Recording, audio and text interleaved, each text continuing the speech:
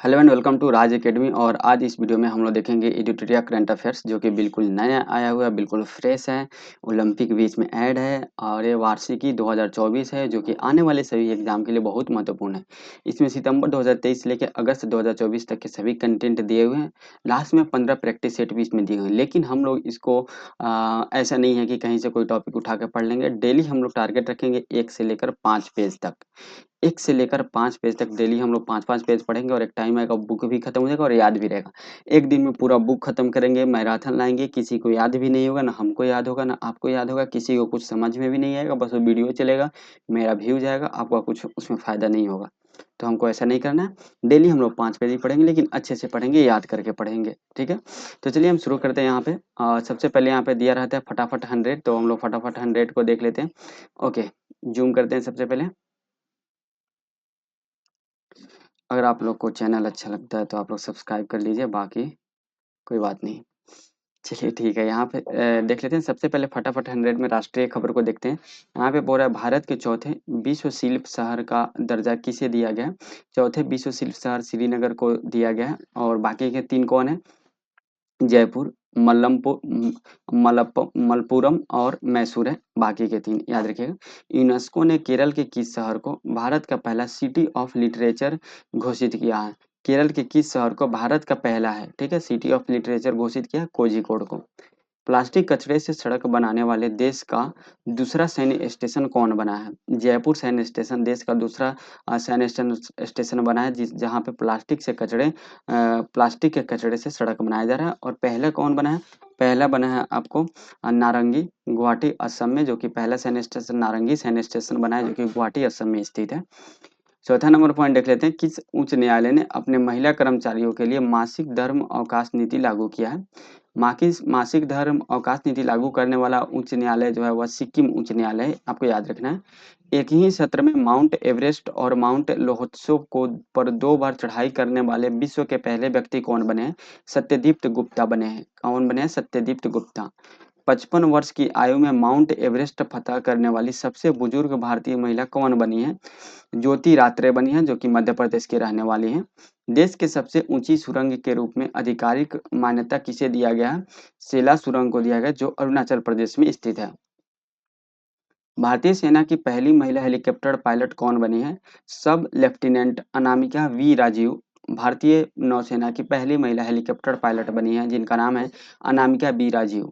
Data traffic के मामले में दुनिया का सबसे बड़ा मोबाइल ऑपरेटर कौन बना है? रिलायंस जियो बना है।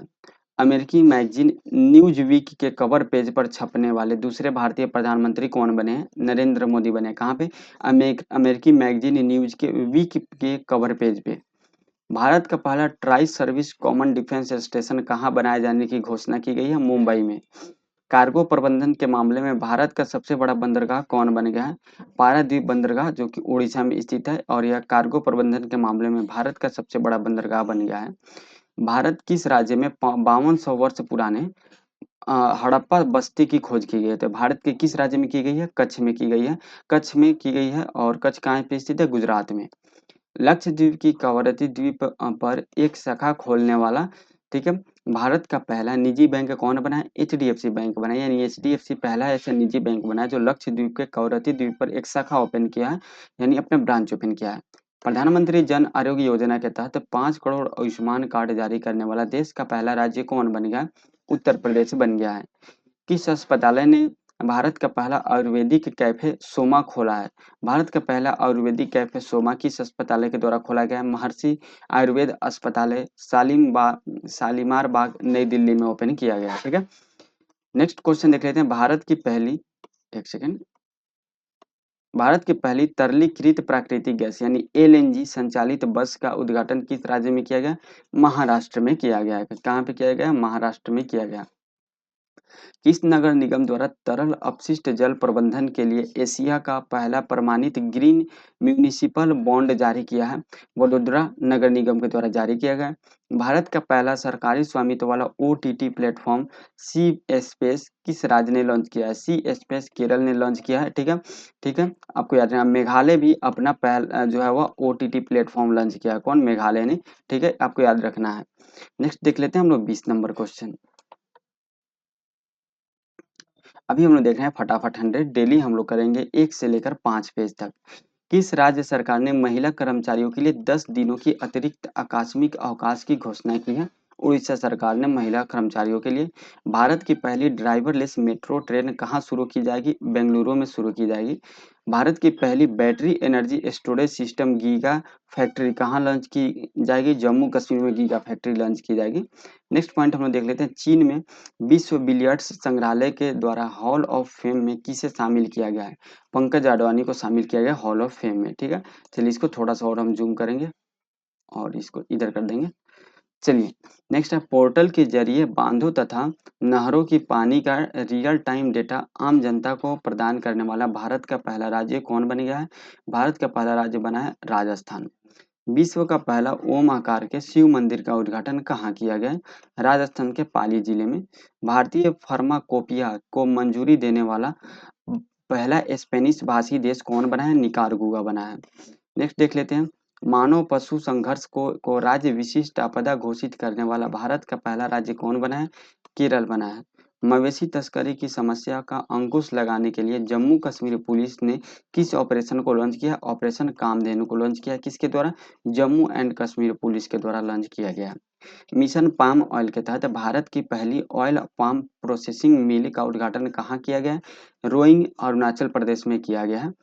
पर्यटन के लिए कश्मीर में जमीन खरीदने वाला भारत का पहला राज्य कौन बना है? महाराष्ट्र बना है। किस राज्य में श्री कल्की धाम की आधारशिला प्रधानमंत्री नरेंद्र मोदी के द्वारा रखी गई है? संभल जिला उत्तर प्रदेश में कल्की धाम की आधारशिला रखी गई है प्रधानमंत्री नरेंद्र मोदी के द्वारा। भारत का सबसे ऊंचा स्काई डेक का निर्माण कहाँ किया जाएगा? बेंगलुरु में किया जाएगा। किस राज्य में भारत के सबसे लंबे केबल ब्रिज सुदर्शन सेतु का उद्घाटन किया गया? कहाँ पे? गुजरात में किया गया। भारत के सबसे लंबे केबल ब्रिज सुदर्शन सेतु का उद्घाटन गुजरात में किया गया। नेक्स्ट 100% घरेलू नल जल कलेक्शन हासिल करने वाला पूर्वोत्तर भारत का पहला राज्य कौन बना है? अरुणाचल प्रदेश बना है। विश्व का पहला वैदिक घड़ी विक्रमादित्य का उद्घाटन कहाँ किया गया? उज्जैन मध्य प्रदेश में किया गया विश्व का पहला वैदिक घड़ी, और जिसका नाम क्या है? विक्रमादित्य उसका नाम है। किस राज्य केंद्र शासित ने ट्रांसजेंडर समुदाय के लिए मुफ्त बस यात्रा की घोषणा की है? दिल्ली ने। ट्रांसजेंडर समुदाय के लिए मुफ्त बस यात्रा शुरू करने वाला राज्य कौन है? दिल्ली है। किस राज्य ने विधानसभा में सरकारी स्कूलों के 6 से 12 तक की कक्षाओं में भागवत गीता पढ़ाने का प्रस्ताव पारित किया है? तो यह गुजरात ने पारित किया है। भारत के पहले डिजिटल राष्ट्रीय संग्रहालय की आधारशिला कहाँ रखी गई है? सलारगंज संग्रहालय हैदराबाद में रखी गई है। असम सरकार ने किसे राज्य फल घोषित किया है? काजी नेमू को जो है राज्य फल घोषित किया गया। किसके द्वारा? असम सरकार के द्वारा। उत्तर भारत का पहला मानव डीएनए बैंक कहाँ स्थापित किया गया है? बनारस हिंदू विश्वविद्यालय में उत्तर भारत का पहला मानव डीएनए बैंक स्थापित किया गया है। नेक्स्ट पॉइंट हम लोग देख लेते हैं यहाँ पे।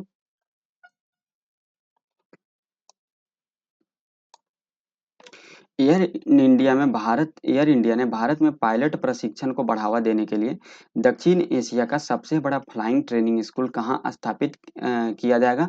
तो अमरावती आंध्र प्रदेश में स्थापित किया जाएगा, जो एशिया का सबसे बड़ा पायलट प्रशिक्षण जो है वह केंद्र होगा। पूर्वी भारत के पहले दिव्यांग विश्वविद्यालय की स्थापना कहाँ की जाएगी? रांची झारखंड में की जाएगी। नेक्स्ट है, मांसाहारी भोजन पर प्रतिबंध लगाने वाला विश्व का पहला शहर कौन बना है? पालीताना भावनगर गुजरात में। राष्ट्रपति द्रौपदी मुर्मू ने राष्ट्रपति भवन के दरबार भवन का नाम बदलकर क्या रखा है? गणतंत्र मंडप रखा है। नेक्स्ट है, भारत का पहला चिकित्सा संस्थागत संग्रहालय का निर्माण कहाँ किया गया है? चंडीगढ़ में किया गया है। भारत के 500वें सामुदायिक रेडियो स्टेशन का उद्घाटन कहाँ किया गया? आइजोल मिजोरम में किया गया भारत के 500वें सामुदायिक रेडियो स्टेशन का उद्घाटन। भारत के पहले भूमिगत संग्रहालय का उद्घाटन कहाँ किया गया? हुमायूं का मकबरा नई दिल्ली में। भारत का पहला नार्वेस्टर्स का अध्ययन करने वाला शोध केंद्र कहाँ स्थापित किया जा रहा है? चांदवली उड़ीसा भद्रक में किया गया है। विश्व की तीसरे सबसे बड़ी चांदी उत्पादक कंपनी कौन बनी है? हिंदुस्तान जिंक लिमिटेड बनी है, विश्व की सबसे बड़ी चांदी उत्पादक कंपनी बनी है। किस शहर में भारत का पहला आईआईटी उपग्रह परिषद स्थापित करने को मंजूरी दी गई है? भारत का पहला आईआईटी उपग्रह परिषद स्थापित करने की मंजूरी उज्जैन को दी गई है। भारत का यूपीआई अपनाने वाला दक्षिण अमेरिका का पहला देश कौन बना है? पेरू बना है। टॉमटॉम ट्रैफिक इंडेक्स के अनुसार विश्व का सबसे धीमा शहर कौन है? लंदन है। खाड़ी देश का पहला हिंदू मंदिर BAPS स्वामी नारायण मंदिर का उद्घाटन प्रधानमंत्री नरेंद्र मोदी ने कहाँ किया? अबू धाबी यूएई में किया। समलैंगिक विवाह को मान्यता देने वाला दक्षिण पूर्व एशिया का पहला देश कौन बना है? थाईलैंड बना है। बाकी एशिया में और कौन कौन से देश है? ताइवान और नेपाल है समलैंगिक विवाह को मान्यता देने वाला। अंतर्राष्ट्रीय सौर गठबंधन में पूर्ण सदस्य के रूप में शामिल होने वाला 100वां देश कौन बना है? पराग्वे बना है। बाकी 99वां देश कौन है? स्पेन है। गर्भपात के अधिकार को संविधान में शामिल करने वाला विश्व का पहला देश कौन बना है? फ्रांस बना है। किस शहर में विश्व का पहला जेट शूट रेस का आयोजन किया गया है? दुबई में किया गया है। भारत के जन औषधि पहल में शामिल होने वाला विश्व का प्रथम देश कौन बना है? मॉरिशस बना है। दुनिया के सबसे शक्तिशाली लेजर का अनावरण किस देश ने किया है? रोमानिया ने किया है। मनोरंजक कैनाबिस यानी भांग का जो वैज्ञानिक नाम है मनोरंजक कैनाबिस है। तो इसका उपयोग को वैध बनाने वाला यूरोपीय संघ का सबसे बड़ा देश कौन बना है? जर्मनी बना है। कौन सा देश कार्यस्थल और सार्वजनिक स्थानों पर बालों के भेदभाव से निपटने के लिए राष्ट्रव्यापी कानून पारित करने वाला पहला देश बन गया? फ्रांस बन गया है। नेक्स्ट हम देख लेते हैं। ठीक है। यहाँ पे मलेरिया से होने वाले मौतों को खत्म करने के लिए किस घोषणा को जारी किया गया है? याओउंडे घोषणा। इंपॉर्टेंट है, याद रखिएगा, याओउंडे घोषणा। नेपाल के किस शहर को देश की पर्यटन राजधानी घोषित किया गया है? पोखरा को। नेपाल ने पोखरा को देश का पर्यटन राजधानी घोषित किया है। दुनिया की पहली 3D प्रिंटेड मस्जिद का अनावरण किस देश में किया गया है? जेदा, सऊदी अरब में। पृथ्वी के सबसे दूरस्थ बिंदु पॉइंट नीमो तक पहुंचने वाले इतिहास के प्रथम व्यक्ति कौन बने? क्रिस ब्राउन बने हैं। किस देश द्वारा एक व्यक्ति एक फाइल सामूहिक निगरानी कार्यक्रम शुरू किया गया? चीन के द्वारा शुरू किया गया। अंतरिक्ष में सर्वाधिक 100 दिन बिताने वाले विश्व के पहले व्यक्ति कौन बने हैं? ओलेग कैनेनोको बने हैं, जो कि रूस के रहने वाले हैं। 30वीं बार माउंट एवरेस्ट पर चढ़ने वाला विश्व रिकॉर्ड किसने बनाया है? कामी रीता शेरपा ने बताया, जिसने 30वीं बार माउंट एवरेस्ट पर चढ़ने का विश्व रिकॉर्ड बनाया है। दुनिया का सबसे बड़ा हवाई अड्डा यानी अल मखतूम हवाई अड्डा किस शहर में विकसित किया जा रहा है? दुबई यूएई में विकसित किया जा रहा है। किस देश ने अपनी अर्थव्यवस्था को स्थिर करने के उद्देश्य से जिग नामक नई मुद्रा की शुरुआत की है? जिम्बाब्वे ने की है। नेक्स्ट देख लेते हैं। विश्व के पहले पूरी तरह से 3D प्रिंटेड रॉकेट का नाम क्या है? अग्निबाण नाम है। पूरी तरह से 3D प्रिंटेड रॉकेट कौन सा है? अग्निबाण है। किस देश वर्ष में चंद्रयान 4 मिशन लॉन्च करने की घोषणा की गई है? 2028 में चंद्रयान 4 मिशन लॉन्च किया जाएगा और इसका काम क्या रहेगा? चांद से 3 से 4 किलो मिट्टी वापस लेके धरती पे आएगा। कैंसर के लिए भारत की पहली घरेलू जीन थेरेपी किसने लॉन्च किया? IIT बॉम्बे ने लॉन्च किया कैंसर के लिए पहली जीन थेरेपी। भारत की पहली आर्टिफिशियल इंटेलिजेंस आधारित फिल्म कौन बनी है? इरा बनी है। IRAH इरा भारत की पहली आर्टिफिशियल इंटेलिजेंस आधारित फिल्म बनी है। किस राज्य के एक स्कूल में भारत के पहले जेनरेटिव AI शिक्षक IRIS को पेश किया गया है? तिरुवनंतपुरम केरल में जो है उसमें पेश किया गया है। भारत के पहले जेनरेटिव AI शिक्षक IRIS को पेश किया गया है। नासा के मैगलन मिशन का संबंध किस ग्रह से है? शुक्र ग्रह से है। मैगलन मिशन का संबंध किससे? शुक्र ग्रह से है। पूरे विश्व में कोरोना वायरस के पहचान के लिए कोविनेट टेस्ट किट किसने लॉन्च किया है? कोविनेट टेस्ट किट जो है वो WHO के द्वारा लॉन्च किया गया और मंकी पॉक्स को लेकर हाल ही में WHO जो है वो वैश्विक चिंता का विषय जारी किया है। ठीक है, ये आपको ध्यान में रखना है। 6 मंथ का योजना भी कल ही लॉन्च किया गया। कल बोले तो आप 26 अगस्त को लॉन्च किया गया है WHO के द्वारा। इस कंपनी ने विश्व का पहला पूर्ण स्वायत्त AI सॉफ्टवेयर इंजीनियर डेविन को पेश किया है। कॉन्ग्रिंसन कंपनी अमेरिका यानी अमेरिका का एक कंपनी है कॉन्ग्रिंसन कंपनी, जो अपने कंपनी में इंजीनियर को लॉन्च किया है और वो इंजीनियर कोई आदमी नहीं है, वो एक AI है। तो AI सॉफ्टवेयर इंजीनियर है जिसका नाम है डेविन। ठीक है। किस ग्रह पर नोक्टिस नामक विशाल ज्वालामुखी की खोज की गई है? नोक्टिस नामक विशाल ज्वालामुखी मंगल ग्रह पे खोज की गई है।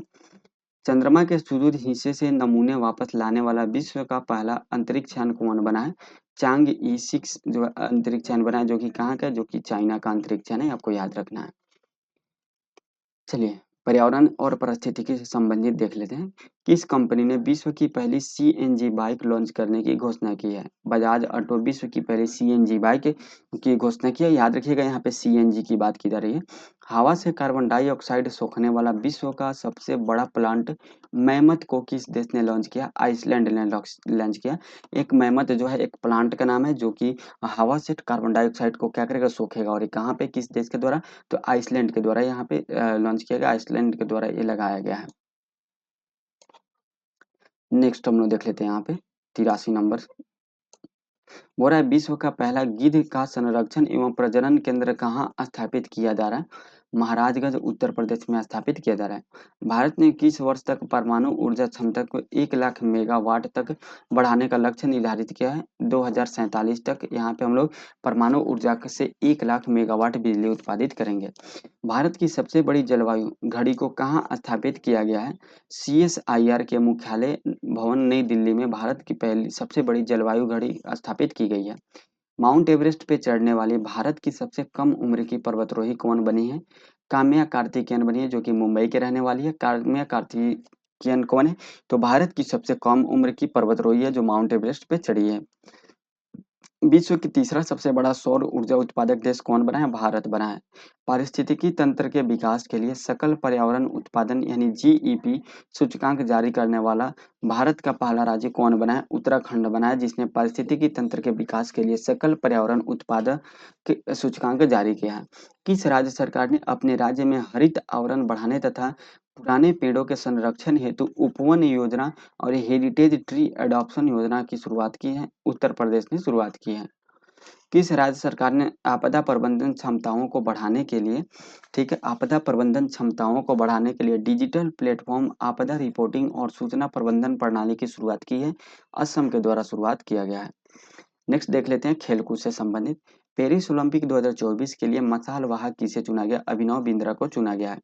ऑनलाइन गेमिंग के प्रतिकूल प्रभाव को कम करने के लिए किस राज्य सरकार ने डिजिटल डिटॉक्स पहल की शुरुआत की है? कर्नाटक ने। वह शतरंज खिलाड़ी जो भारत के 85वें ग्रैंड मास्टर बने हैं वो कौन है? पी श्याम निखिल है। पेरिस ओलंपिक में भारतीय दल के सेफ डी मिशन के लिए किसे चुना गया? गगन नारंग को चुना गया है। स्वनपिल कुसाने ने किस खेल में पेरिस ओलंपिक में कांस्य पदक जीते हैं? तो यह राइफल थ्री पोजीशन में जीते हैं, जो कि 50 मीटर राइफल थ्री पोजीशन में कांस्य पदक जीते हैं स्वनपिल कुसाने। अमन सहरावत ने किस खेल में पेरिस ओलंपिक में कांस्य पदक जीता है? 57 किलोग्राम के फ्री स्टाइल कुश्ती में। पेरिस ओलंपिक में विनेश फोगाट कुश्ती के लिए कितने किलोग्राम भार वर्ग में फाइनल में पहुंची थी? तो विनेश फोगाट जो है 50 किलोग्राम फाइनल में पहुंची थी, लेकिन इनका वजन 100 ग्राम अधिक होने से इनको जो है वह अयोग्य घोषित कर दिया गया था और इन्होंने संन्यास की भी घोषणा कर दी है। चर्चा में रहे धीरज बोम्ब देवरा किस खेल से संबंधित है? तीरंदाज से संबंधित है। पेरिस ओलंपिक के पदक तालिका में शीर्ष स्थान किसने हासिल किया? अमेरिका ने हासिल किया है। पेरिस ओलंपिक के पदक तालिका में भारत का स्थान क्या है? 71वां है। पेरिस ओलंपिक के पदक तालिका में भारत का स्थान 71वां है और पाकिस्तान का स्थान कितना है? 61वां है। और यूएसए यानी अमेरिका जो है वह नंबर 1 पे है, याद रखना है। आगे हम लोग देखेंगे इसी वीडियो में ओलंपिक का भी देखेंगे, क्योंकि वो 5 पेज के अंदर में आ चुका है। इसके नीचे कुछ नहीं है, आप लोग देख सकते हैं। अच्छा, आप लोग यहाँ पे देखेंगे 7 पेज, ऐसा नहीं है। हम लोगों ने जो है वह पेज नंबर 5 से स्टार्ट किया, तो पेज नंबर 5, 6, 7, 8 और 9 तक हम लोग कंप्लीट करेंगे। चलिए अब हम लोग देख लेते हैं जो कुछ राष्ट्रीय महोत्सव का आयोजन किया गया उसको देख लेते हैं। जैसे बोल रहा है यहाँ पे, एक सेकेंड, ठीक है। यहाँ पे महोत्सव क्या है? बेहदी नखलम महोत्सव। बेहदी नखलम महोत्सव का आयोजन जो मेघालय में किया गया है, ये आपको महीना याद नहीं रखना है। खर्ची पूजा महोत्सव का आयोजन कहाँ किया गया? त्रिपुरा में किया गया है। हेमिस फेस्टिवल का आयोजन कहाँ? लद्दाख में किया गया है। अम्बुबाची मेला का आयोजन कहाँ किया गया? गुवाहाटी असम में किया गया। वैकासी विशाखम महोत्सव का आयोजन कहाँ किया गया? तमिलनाडु में किया गया। सागा दावा त्योहार का आयोजन कहाँ किया गया? सिक्किम में किया गया। चिथिराई महोत्सव का आयोजन कहाँ किया गया? मीनाक्षी मंदिर में किया गया। खुबानी फूल महोत्सव का आयोजन लद्दाख में किया गया है। योग महोत्सव जो अंतर्राष्ट्रीय योग दिवस हुआ उसके 75 दिन पहले जो है वह योग महोत्सव का आयोजन कहाँ? पुणे में किया गया है। लोंगटे महोत्सव का आयोजन कहाँ किया गया? अरुणाचल प्रदेश में किया गया। त्रिशूर पूरम महोत्सव का आयोजन कहाँ किया गया? केरल में किया गया। गणगौर उत्सव का आयोजन कहाँ किया गया? राजस्थान में किया गया। फूल देवी महोत्सव का आयोजन कहाँ किया गया? उत्तराखंड में किया गया। वैश्विक आध्यात्मिक महोत्सव का आयोजन कहाँ किया गया? हैदराबाद कोलकाता में किया गया है। अंतर्राष्ट्रीय गीता महोत्सव का आयोजन कहाँ किया गया? कोलंबो श्रीलंका में किया गया। और इलोरा अजंता महोत्सव का आयोजन कहाँ किया गया? महाराष्ट्र में किया गया। यात्रा का जो है वह डोल यात्रा का महोत्सव कहाँ पे आयोजित किया गया? पश्चिम बंगाल में। 50वां खजुराहो नृत्य महोत्सव का आयोजन कहाँ किया गया? मध्य प्रदेश में किया गया। 11वां अंतर्राष्ट्रीय कठपुतली महोत्सव का आयोजन कहाँ किया? चंडीगढ़ में किया गया। नेक्स्ट है केला महोत्सव का आयोजन कहाँ किया गया? बुरहानपुर मध्य प्रदेश में केला महोत्सव का आयोजन किया गया।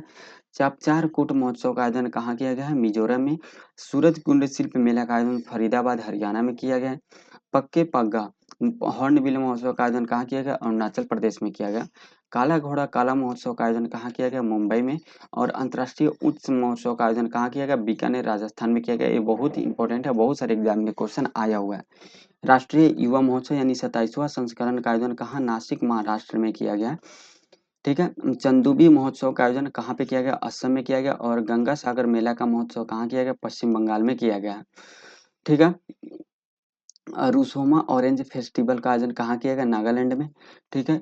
हिम महोत्सव का आयोजन कहाँ किया गया? नई दिल्ली में। 12वां दिव्य कला मेला महोत्सव का आयोजन कहाँ किया गया? सूरत गुजरात में। और अंतर्राष्ट्रीय गीता महोत्सव का आयोजन कहाँ किया गया? कुरुक्षेत्र हरियाणा में अंतर्राष्ट्रीय गीता महोत्सव का आयोजन किया गया है। 5वां वैश्विक आयुर्वेद महोत्सव का आयोजन कहाँ किया गया? तिरुवनंतपुरम केरल में किया गया है। हॉर्नबिल फेस्टिवल का आयोजन कहाँ किया गया? नागालैंड में। ठीक है। गंगा उत्सव का 7वां संस्करण का आयोजन नवंबर 2023 में किया गया था। कहाँ पे? नई दिल्ली में। 42वां अंतर्राष्ट्रीय व्यापार मेला का आयोजन नवंबर 2023 में कहाँ पे? नई दिल्ली में किया गया। 9वां भारतीय अंतर्राष्ट्रीय विज्ञान महोत्सव का आयोजन फरीदाबाद जो है वह हैदराबाद हरियाणा में किया गया है। आसियाना भारत बाजरा महोत्सव आसियान भारत बाजरा महोत्सव का आयोजन कहाँ किया गया? जकार्ता में किया गया। कंबाला महोत्सव का आयोजन कहाँ किया गया? बेंगलुरु कर्नाटक में किया गया। बाली यात्रा महोत्सव का आयोजन कहाँ किया गया? कटक उड़ीसा में किया गया। पुष्कर मेला का जो है आयोजन कहाँ किया गया? अजमेर राजस्थान में किया गया है। ठीक है। एंथ्यूरियम महोत्सव का आयोजन कहाँ किया गया? मिजोरम में किया गया है। और नुआखाई कृषि उत्सव का जो आयोजन उड़ीसा में किया गया। बंगस वैली महोत्सव का आयोजन कहाँ किया गया? कुपवाड़ा जो है वो कुपवाड़ा जम्मू कश्मीर में किया गया बंगस वैली महोत्सव का आयोजन। तो हम लोग पेज नंबर 5 कंप्लीट कर लिए, 6 कंप्लीट, 7 कंप्लीट। अब हम लोग पेज नंबर 8 और 9 को कंप्लीट करेंगे और आज का जो हम लोग का टारगेट है वो कंप्लीट हो जाएगा। तो अब हम लोग आ चुके हैं पेज नंबर 8 पे, जिसमें हम लोग देखेंगे ग्रीष्मकालीन ओलंपिक के बारे में। ठीक है। क्या चीज़ के बारे में देखेंगे? ग्रीष्मकालीन ओलंपिक के बारे में हम लोग देखेंगे। ठीक है। चलिए तो हम लोग शुरू करते हैं 33वें ग्रीष्मकालीन ओलंपिक जो कि जिसका आयोजन 2023 में हुआ है। नेक्स्ट चलिए तो हम इसको शुरू करते हैं। चलिए तो यहाँ पे हम लोग देख लेते हैं। 26 जुलाई से 11 अगस्त 2024 के मध्य पेरिस फ्रांस में 33वें ग्रीष्मकालीन ओलंपिक खेल का आयोजन किया गया। ठीक है। 33वें सबसे पहले 33वें था 2024 में हुआ। कब से कब तक हुआ? 26 जुलाई से। ठीक है। 26 जुलाई से 11 अगस्त तक हुआ। ओके। उसके बाद क्या हुआ?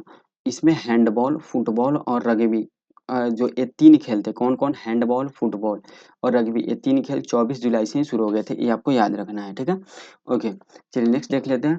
जो है पेरिस 3 ग्रीष्मकालीन ओलंपिक का आयोजन अभी तक कर चुका है। वो कौन-कौन सा है? 1900 में एक बार किया था, 1924 में और फिर 2024 में पेरिस जो है 3 ग्रीष्मकालीन ओलंपिक की मेज़बानी कर चुका है।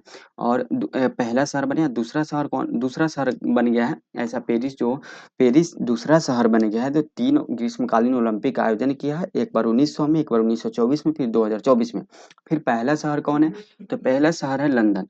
लंदन कब किया था? 1908 में किया था, फिर 1948 में, देन 2012 में किया था मेज़बानी। और जो 33वां ग्रीष्मकालीन ओलंपिक है उसका थीम क्या है? उसका थीम है let's move and celebrate. Let's move and celebrate इसका थीम है। इसका आदर्श वाक्य क्या है? Games wide open. इसका आदर्श वाक्य क्या है? इसका आदर्श वाक्य है गेम्स वाइड ओपन, इसका आदर्श वाक्य है। और शुभंकर है द फ्रीजेस। क्या है? द फ्रीजेस इसका शुभंकर है। ये आप देख सकते हैं, इसका शुभंकर है। पेरिस ओलंपिक में 206 देशों ने भाग लिया। और 206 देश के राष्ट्रीय ओलंपिक समिति और आईओसी शरणार्थी ओलंपिक समिति ने भी भाग लिया। आपको याद रखना है। ठीक है। शरणार्थी ओलंपिक समिति वह है जो शरणार्थी है, उनका भी एक ओलंपिक संघ है। और देखिए कोई भी देश जब भाग लेता है ना, तो यहाँ पे 206 देश मतलब क्या हुआ? हर देश का अपना अपना एक राष्ट्रीय ओलंपिक समिति होता है। भारत का भी भारतीय राष्ट्रीय ओलंपिक समिति है। ठीक है। तो ये यहाँ पे भाग लेता है। नेक्स्ट है पेरिस ओलंपिक में 10,500 से अधिक खिलाड़ी, 32 खेल और 329 स्पर्धाएं इसमें शामिल थी। यानी 32 खेल खेले गए और 329 इवेंट हुए अलग अलग खेलों का। इस बार 4 खेल ब्रेकिंग, स्पोर्ट्स क्लाइंबिंग और स्केट बोर्डिंग और सफरिंग को शामिल किया गया। 4 खेल को इस बार शामिल किया गया, जिसमें ब्रेकिंग है, स्पोर्ट क्लाइंबिंग है, स्केट बोर्डिंग है और सर्फिंग है। जिसमें से जो ब्रेकिंग खेल है, ब्रेकिंग खेल को पहली बार अब ओलंपिक में शामिल किया गया। बाकी जो 3 खेल थे, 3 खेल कौन कौन से, स्पोर्ट क्लाइंबिंग, स्केट बोर्डिंग और सर्फिंग, ये पहले ओलंपिक में थे, कुछ दिन के लिए हटा दिया गया था, फिर से इसको शामिल कर लिया गया है। नेक्स्ट है उद्घाटन समारोह जो है ओलंपिक के इतिहास में पहली बार सीन नदी के में आयोजित किया गया। कहाँ पे आयोजित किया गया? पहली बार सीन नदी में आयोजित किया गया। अंतर्राष्ट्रीय ओलंपिक समिति के अध्यक्ष वर्तमान में कौन है? थॉमस बाक है, याद रखिएगा।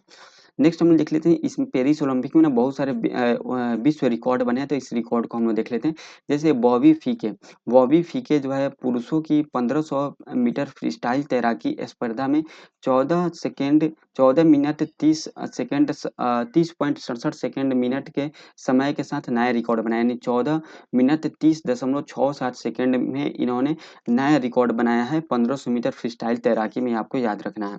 उसके बाद है कार्लोस नासर ने भारतीय तोलन में 224 किलोग्राम की लिफ्ट के साथ क्लीन एंड जर्क श्रेणी में नए कीर्तिमान शामिल किया है। किसने? कार्लोस नासर ने। दक्षिण कोरिया की लिम सी होंग ने महिलाओं की तीरंदाजी व्यक्तिगत रिकवर स्पर्धा में 694 अंकों के साथ नया विश्व रिकॉर्ड बनाया है, याद रखना है। स्वीडन के मोंड डुप्लाटिस ने भारत पुरुषों की पोल वाल्ट वाल्ट में 6.25 मीटर की ऊंचाई के साथ नया विश्व रिकॉर्ड बनाया है। ठीक है। यूएस के नोआ लाइन्स ने पुरुषों को 100 मीटर फाइनल में 9.79 सेकेंड के समय के साथ ओलंपिक रिकॉर्ड की बराबरी की है। ठीक है, ये आपको याद रखना है। नेक्स्ट है पाकिस्तान के अरशद नदीम ने भाला फेंक में 92.97 मीटर की दूरी फेंककर नॉर्वे के एंड्रियास थेरेकिल्डसन के 90.57 मीटर के ओलंपिक रिकॉर्ड को तोड़ा है। और पाकिस्तान एक ही गोल्ड मेडल यहीं पे जीता है, भाला फेंक में गोल्ड मेडल जीता है पाकिस्तान ने, और एक ही जीता है। ठीक है, एक ही पदक और एक ही गोल्ड मेडल। जो है वो 5 राष्ट्रीय ओलंपिक समिति जिन्होंने पहली बार जो है वह अपना पदक जीता है, इसको हम लोग देख लेते हैं। डोमिनिक, ठीक है, डोमिनिक ओलंपिक समिति, यानी ये लोग किसी ना किसी 5 देश के ही होंगे। तो डोमिनिक ओलंपिक समिति, सेंट लूसिया ओलंपिक समिति, अल्बानिया ओलंपिक समिति, ठीक है, और कार्बो वर्डे ओलंपिक समिति और शरणार्थिक ओलंपिक समिति, ये पांचों जो है वह 5 ओलंपिक समिति अपना पहला पदक जीता है। और ये पांचों किस देश से संबंधित है इसमें नहीं दिया गया, लेकिन हम टेलीग्राम पे इसको डाल देंगे। ठीक है, मेरे पास जो है नोट्स में हमने लिखा है कि कौन कौन से 5 देश जो है वो पहली बार पदक जीते हैं, तो हम टेलीग्राम में नोट्स का पिक डाल देंगे, आप वहाँ पे देख लीजिएगा। टेलीग्राम के लिंक आपको डिस्क्रिप्शन में मिल जाएगा, वहाँ पे देख लीजिए। ये पीडीएफ भी हम अपलोड कर देंगे इस बुक का, वहाँ भी जाके देखते मिल जाएगा आपको।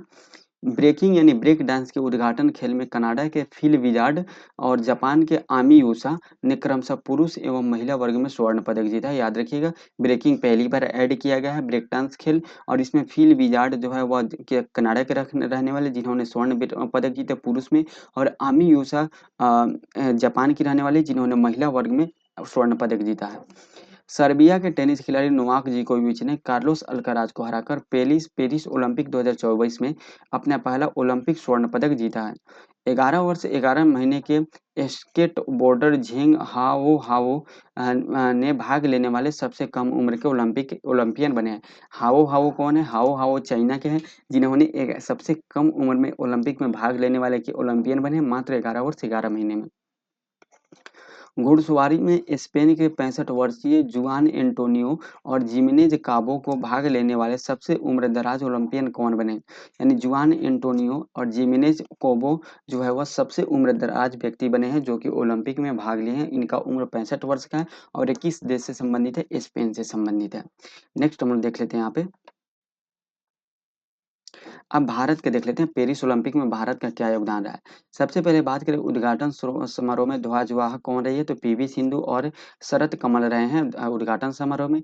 समापन समारोह में ध्वजवाहक मनु भाकर और पिया श्रीजेश रहे हैं। ठीक है, कौन कौन? पिया श्रीजेश और मनु भाकर रहे हैं। ठीक है, मनु भाकर जिन्होंने ओलंपिक में भारत के लिए पदक की शुरुआत की थी 2024 के। उसके बाद आता है उद्घाटन समारोह में भारत कॉल सीट पर 84वें स्थान पे था, बल्कि समापन समारोह में कॉल सीट पे 85वें स्थान पे था। अभिनव बिंद्रा को पेरिस ओलंपिक 2024 में रिले में भारत की तरफ से मशाल वाहक रहे हैं। ठीक है, भारत की तरफ से मशाल वाहक अभिनव बिंद्रा रहे हैं और अभिनव बिंद्रा को ही आईओसी इंटरनेशनल ओलंपिक कमेटी से प्रतिष्ठित ओलंपिक ऑर्डर पुरस्कार भी दिया गया है। ओलंपिक ऑर्डर पुरस्कार 2024 में किस भारतीय खिलाड़ी को दिया गया? अभिनव बिंद्रा को दिया गया, याद रखिएगा। इससे पूर्व भारतीय प्रधानमंत्री इंदिरा गांधी को ओलंपिक ऑर्डर पुरस्कार से सम्मानित किया जा चुका है। उसके बाद है गगन नारंग। गगन नारंग को भारत का सेफ डी मिशन नियुक्त किया गया। क्या नियुक्त किया गया? भारत का सेफ डी मिशन नियुक्त किया गया।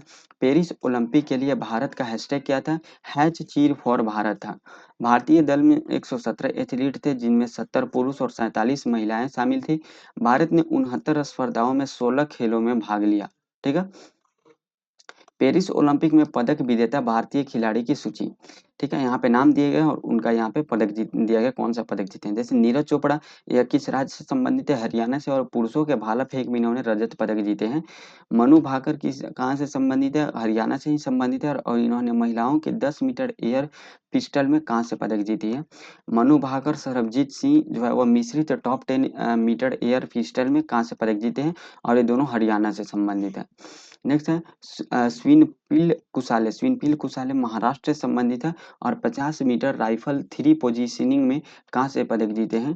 ठीक है, पुरुष हॉकी टीम ने कौन सा पदक जीती है? कांस्य पदक जीती है हॉकी की टीम ने। अमन सहरावत हरियाणा से संबंधित है और कुश्ती पुरुष फ्रीस्टाइल 57 किलोग्राम में कांस्य पदक इन्होंने जीता है। नेक्स्ट है मनु भाकर ने 2024 ओलंपिक में भारत के लिए पहला पदक जीती थी। कौन? मनु भाकर ने। मनु भाकर ओलंपिक निशानेबाजी में पदक जीतने वाली पहली भारतीय महिला बनी। साथ ही स्वतंत्र भारत में ओलंपिक के एक ही संस्करण में 2 पदक जीतने वाली पहली भारतीय बनी है। भारत के ओलंपिक इतिहास में 2 मेडल जीतने वाली खिलाड़ी सुशील कुमार, नीरज चोपड़ा, पीवी सिंधु और मनु भाकर चौथे बनी हैं, जिन्होंने ओलंपिक इतिहास में 2 मेडल जीते हैं। ठीक है, अमन सहरावत भारत के सबसे युवा ओलंपिक खिलाड़ी विजेता बने हैं, ये आपको पॉइंट याद रखना है। नीरज चोपड़ा ने पेरिस ओलंपिक में पुरुषों की भाला फेंक स्पर्धा में दूसरे प्रयास में 89.45 मीटर का सर्वश्रेष्ठ थ्रो हासिल करते हुए रजत पदक जीता था। विनेश फोगाट 50 किलोग्राम में ऐतिहासिक फाइनल से 100 ग्राम वजन अधिक होने के कारण इनको अयोग्य घोषित कर दिया गया है। इससे पहले उन्हें क्वार्टर फाइनल में विश्व चैंपियन यू यू सुसाकी को हराया था। ठीक है, आपको याद रखना है किसको हराया था? यू सुसाकी को हराया था, जो कि क्वार्टर फाइनल के इन्होंने जो है वो हराया था इनको। ठीक, भारतीय पक्ष ने मेडल के लिए तो court of arbitration for sports में अपील की, लेकिन इसको खारिज कर दिया गया। साथ ही विनेश फोगाट ने कुश्ती से संन्यास लेने की भी घोषणा कर दी है। हरमनप्रीत सिंह की अगुवाई वाली हॉकी टीम ने ओलंपिक हॉकी की इतिहास में 13वां पदक दिलाया है। पुरुष हॉकी टीम द्वारा ओलंपिक इतिहास में अब तक 8 स्वर्ण पदक, 1 रजत पदक और 4 कांस्य पदक है।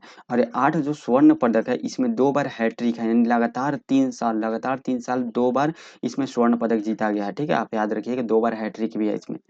भारतीय टीम सेमीफाइनल में जर्मनी से हार गई, लेकिन कांस्य पदक मैच में स्पेन को हरा दिया। यानी सेमीफाइनल में जो भारतीय टीम है, भारतीय हॉकी टीम जर्मनी से हार गई थी, लेकिन जो है वह कांस्य पदक मैच में इन्होंने स्पेन को हराया था। नेक्स्ट हम देख लेते हैं, और इधर पॉइंट दिया हुआ है ओलंपिक के से संबंधित, और यहाँ पे पॉइंट दिया उसको देख लेते हैं। भारत की ओर से रिलायंस फाउंडेशन की संस्थापक नीता अंबानी को आईओसी का सदस्य चुना गया। साथ ही पेरिस में इंडिया हाउस का भी उद्घाटन किया गया।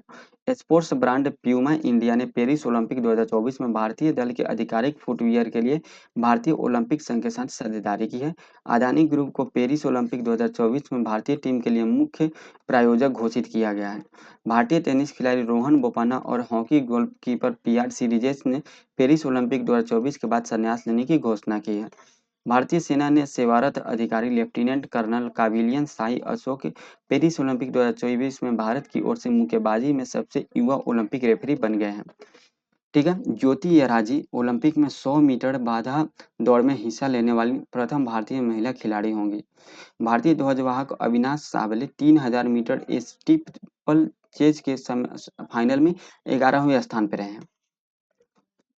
भारत ने ओलंपिक के इतिहास में अब तक कुल 41 मेडल जीते हैं, जिसमें 10 गोल्ड मेडल है, 10 सिल्वर मेडल और 21 कांस्य मेडल है। यानी भारत अभी तक 10 गोल्ड, 10 सिल्वर और 21 जो है वो ब्रॉन्ज मेडल जीत चुका है। पेरिस ओलंपिक के पदक तालिका देखते हैं हम लोग। तो अब यहाँ पे टेबल देख लेते हैं। जैसे यहाँ पे देखिए पेरिस ओलंपिक के पदक तालिका में नंबर 1 पे कौन, अमेरिका रहा है जिसने 40 स्वर्ण पदक जीते हैं। टोटल 126 पदक जीता है अमेरिका ने। ठीक है, तो यहाँ पे स्वर्ण पदक से ही रैंकिंग आता है। ठीक है, चाइना ने भी 40 स्वर्ण पदक जीता है, लेकिन जो अमेरिका है इसका टोटल में 126 ज़्यादा है। ठीक है, और चाइना ने टोटल 91 यहाँ पे कुल पदक जीते हैं, इसलिए अमेरिका नंबर 1 पे है। जापान 20 ने स्वर्ण पदक जीते, टोटल पदक इसका 45 है। ऑस्ट्रेलिया 18 स्वर्ण पदक जीते हैं, टोटल इसका पदक 53 है। फ्रांस 16 स्वर्ण पदक जीते हैं और टोटल इसका कुल 64 है। ठीक है, बाकी पाकिस्तान 1 स्वर्ण पदक जीता है, तो ये जो है 62वें नंबर पे है, ये आपको याद रखना है। ठीक है, पाकिस्तान जो डोमिनिका है, डोमिनिका भी 1 ही स्वर्ण पदक जीता है, लेकिन जो और पाकिस्तान ने भी 1 ही स्वर्ण पदक जीता है, लेकिन डोमिनिका को 61वां स्थान मिला है और पाकिस्तान को 62वां स्थान मिला है। इसलिए क्योंकि जो डोमिनिका है उसमें लेटर में अल्फ़ाबेट में डी पहले आता है और पी बाद में आता है, इसलिए यहाँ पे डोमिनिका 61वें स्थान पे है। यही लाइन यहाँ पे दिया हुआ है, पूरा यहाँ पे यहाँ तक यही लाइन है, तो हम ऐसे ही समझा दिए आपको। बाकी भारत कितने स्थान पे है, 71वें स्थान पे है भारत। 1 स्वर्ण पदक, 5 यहाँ पे जो है वह रजत पदक। ठीक है, टोटल 6 पदक हुआ, सॉरी 1 जो है रजत पदक और 5 कांस्य पदक है, टोटल 6 हुआ। 1 भी स्वर्ण पदक नहीं है, भारत का 0 स्वर्ण पदक है। ठीक है, चलिए, तो यहाँ पे हम लोग देख रहे हैं अब 18वीं लोकसभा, टॉपिक नंबर 4 हम लोग देख चुके हैं, देख रहे हैं। 18वीं लोकसभा के चुनाव की घोषणा 16 मार्च 2024 को की गई और इसके साथ ही आदर्श आचार संहिता भी लागू हो गई थी। 18वीं लोकसभा का चुनाव 19 अप्रैल से 1 जून तक 7 चरणों में आयोजित किया गया। नतीजे 4 जून 2024 को घोषित किए गए। किसी भी पार्टी को स्पष्ट बहुमत नहीं मिली थी, तो कब घोषित किया गया, 4 जून 2024 को। अब यहाँ पे किस पार्टी को कितने सीट मिली है और कितने प्रतिशत वोट मिले हैं उसको देख लेते हैं। जैसे बीजेपी को 240 सीट मिले हैं और 36.5% वोट मिले हैं। इंडियन नेशनल कांग्रेस को 99 सीट मिले हैं और 21.19% वोट मिले हैं। समाजवादी पार्टी को 37 सीट मिले हैं और 4.58% वोट मिले हैं। एआईटीसी का 29 सीट मिले हैं और 4.37% वोट मिले हैं। डीएमके को 22 सीट मिले हैं और 1.82% वोट मिले हैं।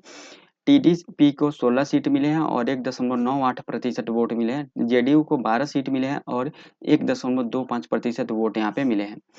कुल मतदाता जो है 65.79% रहा, इसमें डाक मतपत्र शामिल नहीं किया गया है, ये याद रखना है। लक्षद्वीप में सबसे अधिक 84% मतदान हुआ है, इसके बाद असम में 81% मतदान हुआ है। ठीक है, सबसे कम मतदाता बिहार में 56.19% दर्ज किया गया और जम्मू कश्मीर में 56.58% मतदाता दर्ज किए गए हैं।